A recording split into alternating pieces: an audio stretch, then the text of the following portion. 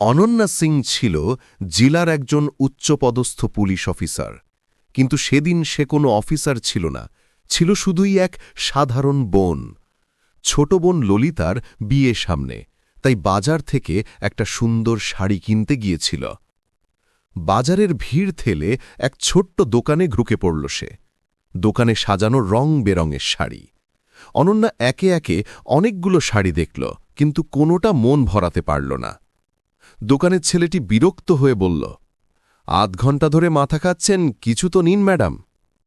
অনন্যা শান্ত কণ্ঠে জবাব দিল, এটা আমার বোনের বিয়ে, আমি সেরা ছাড়া কিছু নেব না।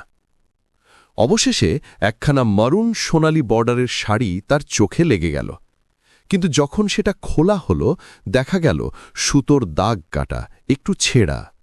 অনন্যা দৃঢ়স্বরে বলল, আমি পুরো দাম দিয়েছি, একদম নিখুঁত শাড়ি চাই। দোকানদার হেসে বলল, এমন ছোটখাটো দাগ তো চলে যায়, দর্জি দিয়ে সেলাই করে নিন। অনন্যার চোখ লাল হয়ে উঠল। চলবে না, বদলান অথবা টাকা ফেরত দিন। দোকানদার এবার রাগে গর্জে উঠল, হ্যাঁ, নিজেকে অনেক বড় অফিসার ভাবছেন নাকি, এখান থেকে বেরোন। এবং সঙ্গে সঙ্গেই পুলিশ ডেকে পাঠাল। দুর্নীতিগ্রস্ত দারোগা বিক্রম সিং ঘুষ খেয়ে অনন্যাকে চিনল না, বরং তাকে হাওলাতে ঢুকিয়ে দিল। অনন্যা অবাক হয়ে ভাবল, যে হাওলাতের সে কিছুদিন আগেই পরিদর্শন করেছিল, আজ সেই দেওয়ালেই তার সম্মান বন্দী। ঠিক তখনই থানায় ঢুকলেন আরেকজন সৎ দারোগা, রাজেন্দর সিং। তিনি সঙ্গে সঙ্গে অনন্যাকে চিনে ফেললেন।